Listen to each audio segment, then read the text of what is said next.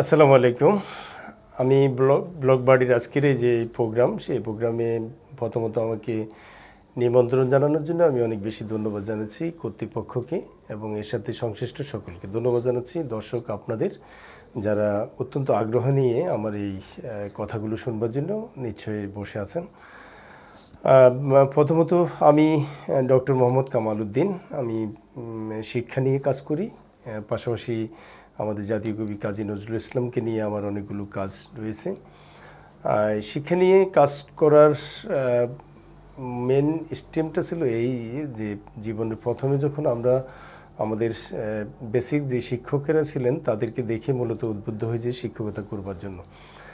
তো সেই আশা থেকে মূলত আমার শিক্ষকতা জীবন শুরু, এবং সেটি ছাত্র অবস্থায় শিক্ষকতা শুরু অদ্যাবধি এখনও রয়েছি। আমি residential model school and college এটির প্রতিষ্ঠাতা হিসেবে কাজ করছি দীর্ঘদিন, এবং এখানে আমাদের যে প্রতিষ্ঠান সেটি এবং আমাদের মিরসরাইতে স্থায়ী ক্যাম্পাস রয়েছে সেটি সব আমি দেখাশোনা করি। তো আজকের যে ইস্যু, সেই ইস্যু নিয়ে মূলত আমি একটু কথা বলি। সেই ইস্যুটা হচ্ছে প্যারেন্টিং বিষয়ে। এই বিষয়টি নিয়ে মূলত কথা বলবার জন্য আমাকে অনুরোধ করা হয়েছে।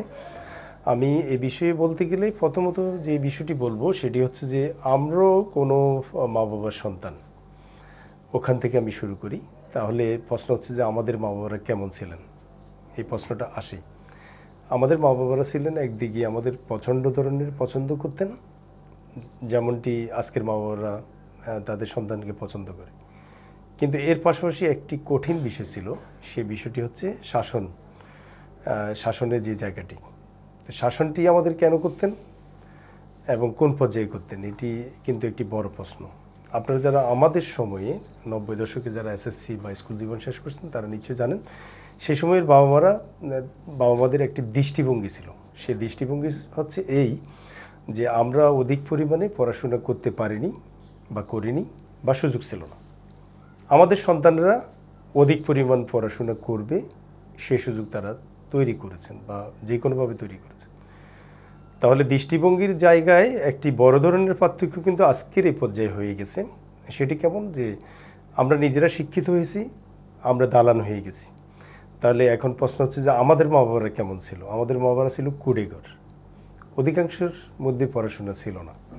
যেমন আমি আমার মায়ের কথা বলি, যে আমি বলতে পারি যে আমার মা কখনো স্কুলে যাননি, কিন্তু আমরা প্রায় 10 জন ভাই বোন, এর অধিকাংশ মা কিন্তু তার নিজের প্রচেষ্টায় বিশ্ববিদ্যালয়ে নেওয়ার চেষ্টা করেছেন। তাহলে আমার মা ছিলেন কুড়েঘর, আমাদের সবাইকে দালান করেছেন। আজকের যে মা অথবা বাবা সবাই কিন্তু দালান, তাদের যে সন্তান হচ্ছে তারা কিন্তু কুড়েঘর হয়ে যাচ্ছে। তাহলে প্যারেন্টিংয়ের যে জায়গা, সেই জায়গাটি কিন্তু ভঙ্গুর হয়ে গেছে। আমরা নিজেরা শিক্ষিত হলাম, কিন্তু আমাদের সন্তানরা সেই পর্যায়ে যাচ্ছে না। এই না যাওয়ার পেছনে আমি যে বেসিক কারণটাকে মনে করি সেটি হচ্ছে শাসনের যেই ব্যাপারটা ছিল, ভালোবাসার যে ব্যাপারটা ছিল, আমাদের মা বাবাদের সাথে আজকের মা বাবার পরিবর্তন এসে গেছে। এই পরিবর্তন একদিনই কিন্তু হয়নি, সে একটা পক্ষ থেকে হয়নি, সেটি কিন্তু সার্বিক। আজকে শাসন করার যে জায়গাটি সেটি কিন্তু ভঙ্গুর হয়েছে বলা যায়। আজকে সোহাগ করার যে জায়গাটি সেটিও ভঙ্গুর হয়েছে। আমরা দেখেছি যে আমাদের মা আমাদেরকে শাসন করতেন, পরক্ষণে তিনি আড়ালে গিয়ে কিন্তু কষ্ট পেতেন, কাঁদতেন অথবা দুঃখ পেতেন। আজকের মা বাবারা এইখানেও একটু ব্যতিক্রম।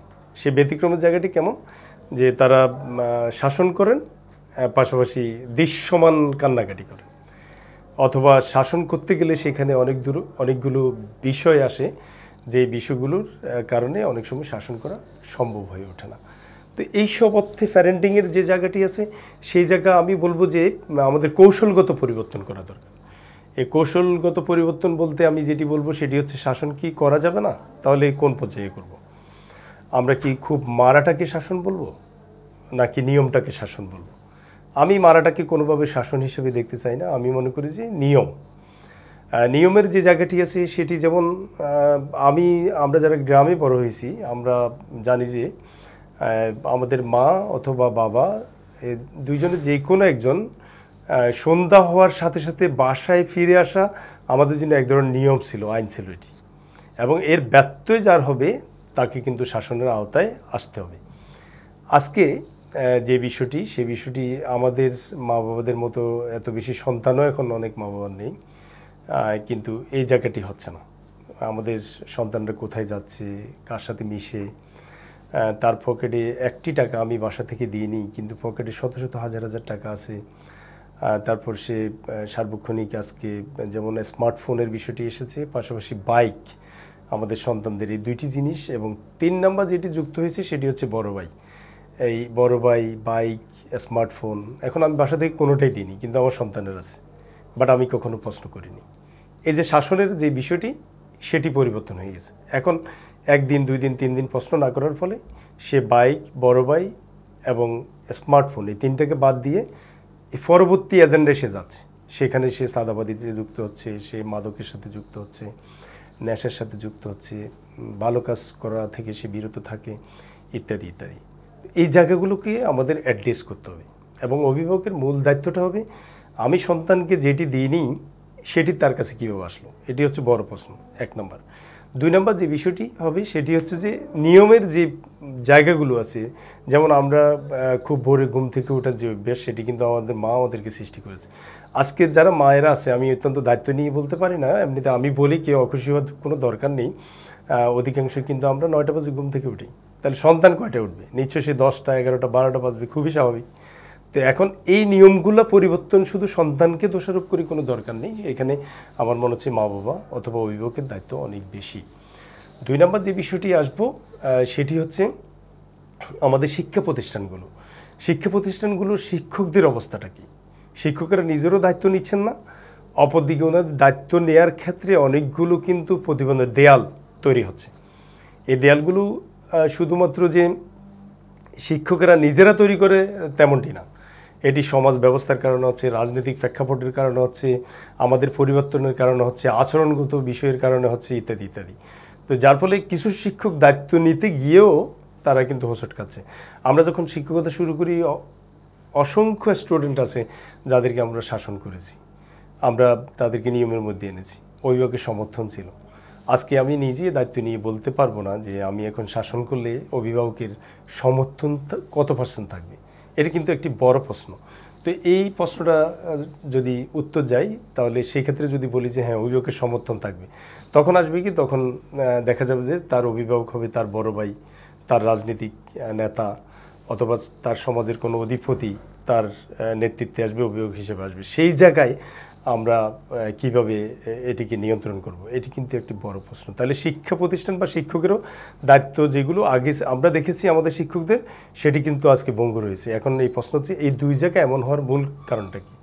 মূল কারণ হিসেবে আমি যেটি দেখব সেটি হচ্ছে আমাদের রাষ্ট্রীয় ব্যবস্থাপনায় সুশাসনের ঘাটতির বিষয়টাকে আমি অনেক বেশি দেখব। আমাদের শিক্ষা ব্যবস্থায় নৈতিক যে জায়গাটি আছে সেটিকে দেখব। যেমন বোর হলো দোর হলো, কাজী নজরুল ইসলামের কবিতাগুলো দিয়ে কিন্তু আমাদের জীবনের প্রথম শিক্ষা পাঠ শুরু, বাল্য শিক্ষা দিয়ে আমাদের শিক্ষার পাঠ শুরু। কিন্তু প্রশ্ন হচ্ছে যে এই বোর হলো দোর হলো, খুকুমিনি উঠোরে, এরকম একটি আবেগময় কবিতা আজকে আমাদের বইগুলোতে পাওয়া যায় কিনা? এই প্রশ্নের উত্তর অবশ্যই না, নিঃসন্দেহে না।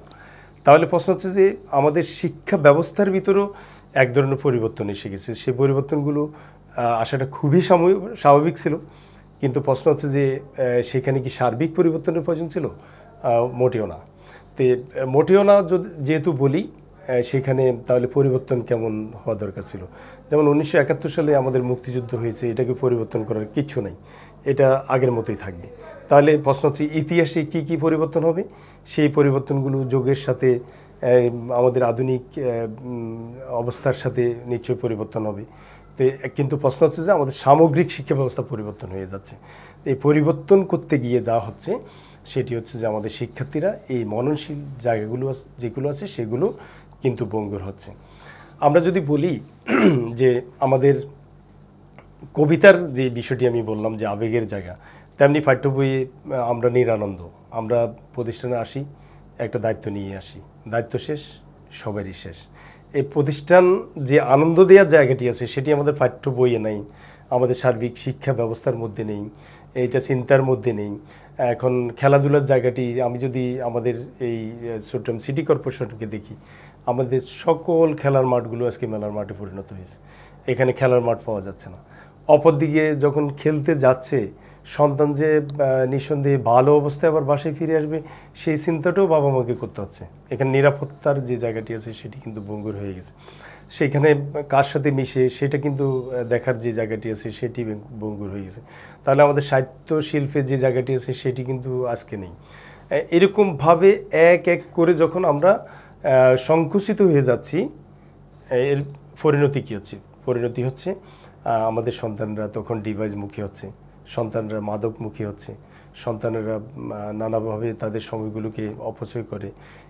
এগুলো করতে করতে এক সময় এসে তারা কিন্তু তাদের আর পরিবারের সাথে তাদের কানেকশন থাকে না, তাদের রাষ্ট্রের সাথে তারা কানেকশন থাকে না। একসময় আমরা যখন ছাত্র ছিলাম সেই সময় একটি বড় ধরনের ব্যাপার ছিল, সেটি হচ্ছে রাজনীতি করবার, রাজনীতিবিদ হওয়ার একটা মানসিকতা ছিল। আজকের এই পর্যায়ে দীর্ঘদিন কিন্তু আমাদের রাজনীতি করবার যে তরুণদের ভিতরে একটা প্রবণতা ছিল সেটি কিন্তু অনেক ক্ষেত্রে নেমে গেছে। বিশ্ববিদ্যালয়গুলোতে আজকে উন্মুক্ত রাজনীতির যে জায়গাটি আছে সেটি কিন্তু নাই বলা যায়। আমাদের শিল্প সাহিত্যের জায়গাটি আছে সেটি নেই, খেলাধুলার জায়গাটি নেই। তাহলে আমাদের এই তরুণরা করবেটা কি? প্রশ্ন হচ্ছে এই জায়গায়। এখন এই জায়গায় আমাদের সবাইকে এর উত্তর খুঁজে বের করতে হবে। সেটি শুধুমাত্র অভিভাবকের উপর চাললে হবে না, সেটি শিক্ষা ব্যবস্থার উপরে চাললে না, এটা সামগ্রিক বিষয়। 20 কোটি মানুষের এই বিশাল এক রাষ্ট্রে, বিশাল রাষ্ট্র বলবো জনসংখ্যার দিক থেকে, এই বিশাল রাষ্ট্রে এটি শুধুমাত্র কোনো একটি রাজনৈতিক দল, রাষ্ট্র ক্ষমতায় যারা আছে তারা, অথবা অভিভাবক, শিক্ষা প্রতিষ্ঠান, প্রশাসন, কাউকে ছেড়ে দিলে হবে না। সামগ্রিক একটা প্রক্রিয়ার মধ্য দিয়ে আমাদেরকে আসতে হবে। আমাদের ভাবতে হবে যে আমাদের আগামী দিনে যারা বাংলাদেশ, যারা এই দেশটাকে পরিচালনা করবে, তাদেরকে আমরা কীভাবে আমরা উপস্থাপন করব। এই প্রশ্নটা কিন্তু খুবই গুরুত্বপূর্ণ। এটির সমাধান যদি দেওয়া যায় তাহলে সামগ্রিকভাবে একটি সমাধানে আমরা পৌঁছাতে পারব। কিন্তু প্রশ্ন হচ্ছে আমরা সেই জায়গায় কতটুকু ভাবি। আমার একটা বৈচিত্র্যময় অভিজ্ঞতা আছে, আপনাদের অনেকেরই আছে হয়তো। সেটি হচ্ছে করোনাকালীন সময়ে আমরা দেখেছি যে ইউকের মতো একটি রাষ্ট্রে, যেখানে শিল্প প্রতিষ্ঠান, ব্যবসা প্রতিষ্ঠান, গার্মেন্টস প্রতিষ্ঠান সমস্ত কিছু বন্ধ, তারা বলছে না শিক্ষা প্রতিষ্ঠান খোলা থাকবে। অথচ এই করোনার যদি ইতিহাস টানি, সবচেয়ে বেশি শিক্ষা প্রতিষ্ঠান বন্ধের রাষ্ট্রের নাম হচ্ছে বাংলাদেশ। এবং এই দীর্ঘমেয়াদী বন্ধের পরে আমাদের যে ব্যাপক শিক্ষার ঘাটতি হয়ে গেল আমাদের সন্তানদের, এটিকে নিয়ে আমরা মোটেও ভাবলাম না। না ভেবে কী করলাম, তৎক্ষণাৎ এসে আরেকটা নতুন শিক্ষাক্রমের কাছাকাছি আমরা চলে গেলাম। না আমরা সেখানে শিক্ষক তৈরি করেছি, না যারা পাঠদান করবে তাদেরকে আমরা প্রশিক্ষণ দিয়েছি, কোনোটাই না। এই কোনোটাই না করে একদিকে শিক্ষা ঘাটতি, অপরদিকে নতুন ধারার এক শিক্ষা ব্যবস্থা, দুইটি করতে গিয়ে আমরা মনে হচ্ছে ওই 2 বছর পাশাপাশি আরও 3 বছর যোগ হয়ে 5 বছরের একটা ব্যাপক শিক্ষা ঘাটতির দিকে আমরা চলে গেছি। এই সমস্ত বিষয়গুলোকে আমাদের ভাবনা জায়গায় আনা দরকার। 2 নম্বর যে বিষয়টি, সেটি হচ্ছে যে পাঠ্য বইয়ে নিরানন্দের বিষয়টি আমি বলেছি। বই পড়ে যদি শিশুরা আনন্দ না পায়, তাহলে আপনি প্যারেন্টিংয়ের যে জায়গাটি আছে সেখানে আপনি কাকে দোষ দিবেন? সেই জায়গায়ও দোষ দেওয়ার আমার, অর্থাৎ যারা এইসব লেখালেখি করেন, তৈরি করেন, তাদেরকে বোধহয় গভীরভাবে ভাবতে হবে। সেখানে আমি একা সরকারকে অথবা মন্ত্রণালয়কে দোষ দিতে চাই না, বলতে চাই যে ওনাদের ভাবনার জায়গাটাকে একটু বিচ্ছিন্ন বিক্ষিপ্তভাবে পুরো দেশের মানুষকে, জনগোষ্ঠীকে নিয়ে ভাবতে হবে।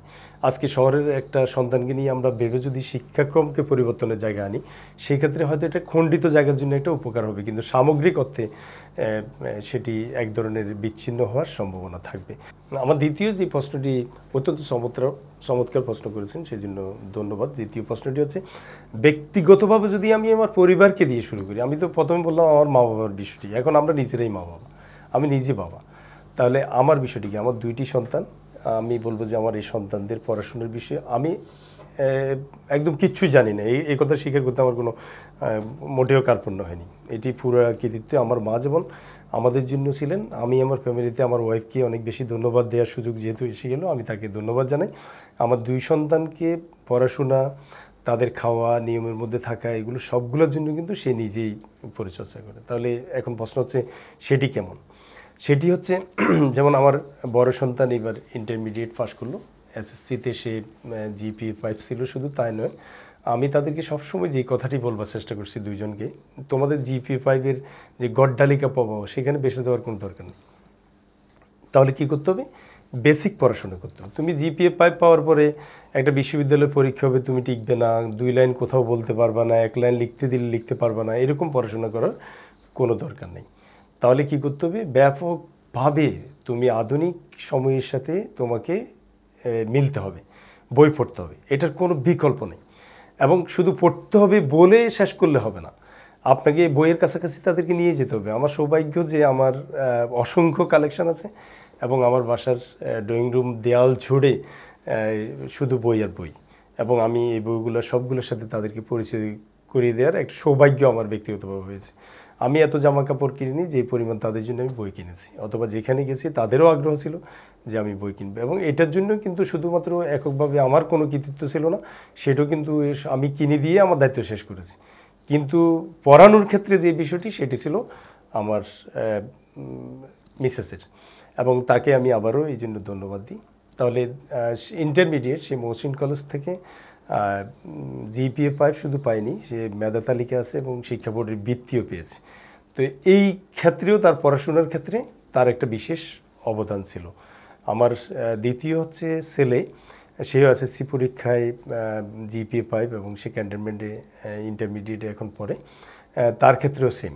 এটি হচ্ছে পড়াশোনার বিষয় বললাম। আমি বলছি শুধু 5 to বইয়ের মধ্যে নয়, এর বাইরে তাদেরকে বই পড়ানোর চেষ্টা করছে। সেটি শুধু নয়, এর বাইরে তৃতীয় যে বিষয়টি হচ্ছে ধর্মীয় মূল্যবোধ অথবা পারিবারিক বন্ধন শিক্ষা যেটি আছে সেটিও তাদেরকে চমৎকারভাবে কিন্তু আমার মিসেস এগুলোর সাথে তাদেরকে জড়িত রেখেছে, এবং খেলাধুলা, বই পড়া, বিভিন্ন সংগঠনের সাথে যুক্ত থেকে তাদেরকে সামাজিক যে কাজগুলো আছে সেগুলো শিখবার যে বিষয়টি আছে সেটি, এগুলো সবগুলোর সাথে কিন্তু সে এক এক করে। তাহলে প্রশ্ন হচ্ছে যে এখানে সে করলো, আমার গাইডটা কি? আমি যে কাজটি দূর থেকে করবার চেষ্টা করেছি সে বিষয়টি হচ্ছে আজকে হয়তো ফ্ল্যাশ হয়ে যাচ্ছে, এটি আমাকে বলতে হচ্ছে দর্শকের সুবিধার্থে, যেহেতু প্রশ্ন করলাম। আমি দূর থেকে একটা মনিটরিং চাদর, সবসময় তারা যেদিকে যায় আমার একটা মনিটরিং থাকে। কেন? আমাদের বাবা মারা মনিটরিং করতে কোথায়? সন্ধ্যাবেলা। আমি বলছি আগে যে সন্ধ্যা হওয়ার আগে বাসায় আসতে হবে, এটা হচ্ছে আইন। 5 to বইয়ের কাছে বসে থাকতে হবে, কী পড়তেছে এটা দেখার দরকার নেই, বইয়ের কাছে বসে থাকতে একটা সুনির্দিষ্ট সময়। তাহলে এখন কিন্তু সেই সময় আর নেই।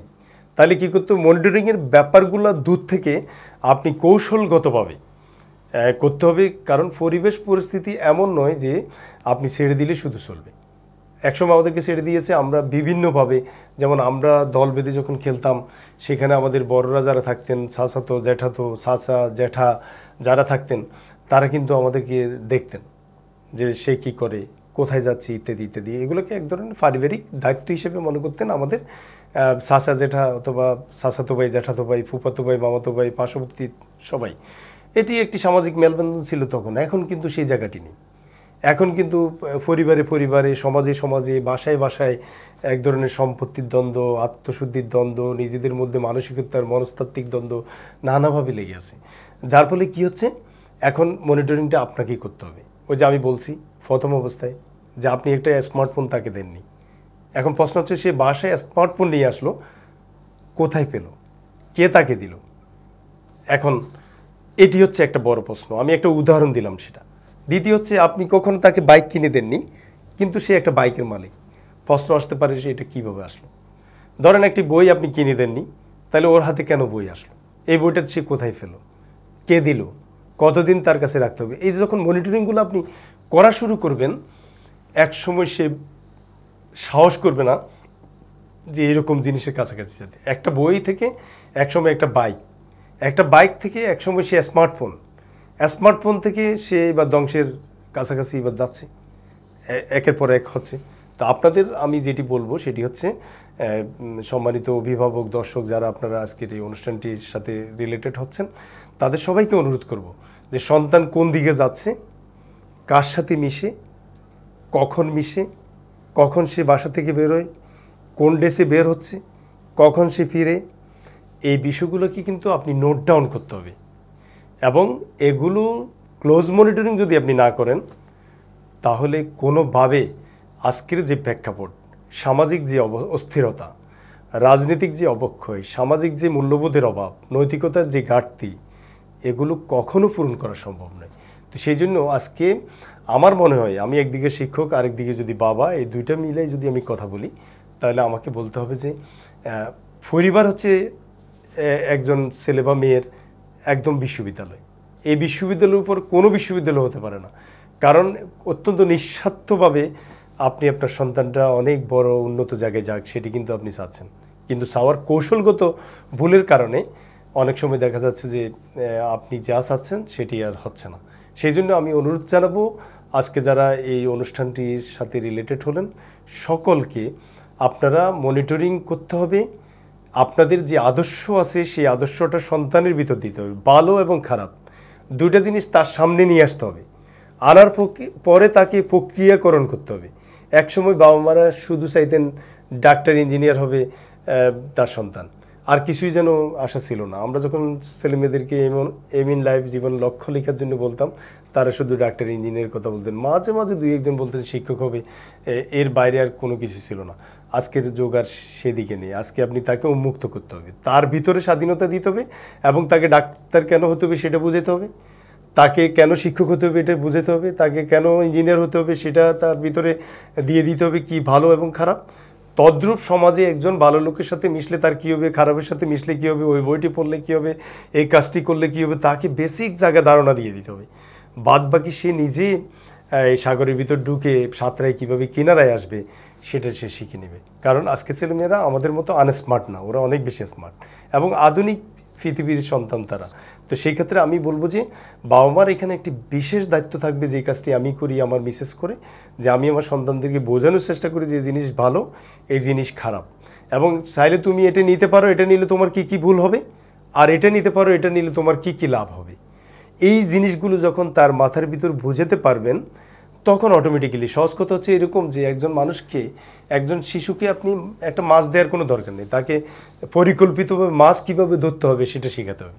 মাছ ধরার প্রক্রিয়াটা যখন জানবে, তাকে মাছ দেওয়ার দরকার নেই, সে নিজে ধরে এনে উল্টা মানুষের ভিতরে সে মাছ বিতরণ করবে। তো আমি মনে হয় যে এই কথা দিয়ে আপনাদের সকল মেসেজ দিয়ে দিলাম, আপনারা বুঝে নেবেন বাকিটা। আশা করি যে সন্তানকে একটি পর্যায়ে নেওয়ার জন্য, একজন সুসন্তানের পিতামাতা হওয়ার জন্য সর্বাগ্যে যেটি প্রয়োজন সেটি হচ্ছে আমাদের পারিবারিক মেলবন্ধন। একটা জিনিস মনে রাখবেন সকলে, যে আপনার সন্তানকে জিপিএ পাওয়াচ্ছেন, ডাক্তার করতেছেন, ইঞ্জিনিয়ার হচ্ছে, ইত্যাদি ইত্যাদি, কিন্তু সে যদি সুনাগরিক না হয়, ভালো মানুষ না হয়, সব কিছু অসার। আর এটির জন্য কী লাগবে, আমার মনে হয় যেটি আমি পারিবারিকভাবে যেটি দেখেছি সেটি হচ্ছে, আমার পাশের রুমে আমার মাটা খুব অসুস্থ, আমার সন্তান তাকে কখনো দেখেনি। আমার পাশের রুমে আমার বোনটি অসুস্থ, আমার সন্তান কখনো দেখিনি। এই যে পারিবারিক যে বিষয়টাই ছিল, যে দাদির সাথে নাতির মেলবন্ধন, দাদার সাথে মানে ছেলের সাথে মেয়ের সাথে যে মেলবন্ধন, এই পারিবারিক বৃহৎ পরিবারের যে বিষয়গুলো ছিল, এগুলো কিন্তু একটি বড় বিষয়। এতে কি হয়, এতে ওই যে প্রথমে আমি যে বিষয়টি বললাম, যে আমরা যখন মাঠে যেতাম, আমাদের চাচাতো, জ্যাঠাতো, অথবা চাচা, জ্যাঠা, ফুফা, এরা কিন্তু আমাদেরকে মনিটরিংয়ের মধ্যে রাখতো। আজকে এই জায়গাগুলো একের পর এক ভঙ্গুর হওয়ার কারণে আমাদের সন্তানরা অধিক মাত্রায় বিপদগ্রস্ত হচ্ছে, এবং এই দায়গুলো কিন্তু আমরা পিতামাতা হিসেবে, অভিভাবক হিসেবে কোনোভাবে এড়াতে পারি না। আমি আশা করব যে আপনারা সবাই এই বিষয়গুলোকে একটু লক্ষ্য রাখবেন, কোনোভাবে যাতে পরিবারের সদস্যদের থেকে, রক্তের বন্ধন থেকে তারা দূরে না সরে। এটি একটি গুরুত্বপূর্ণ বিষয়। ধন্যবাদ সবাই।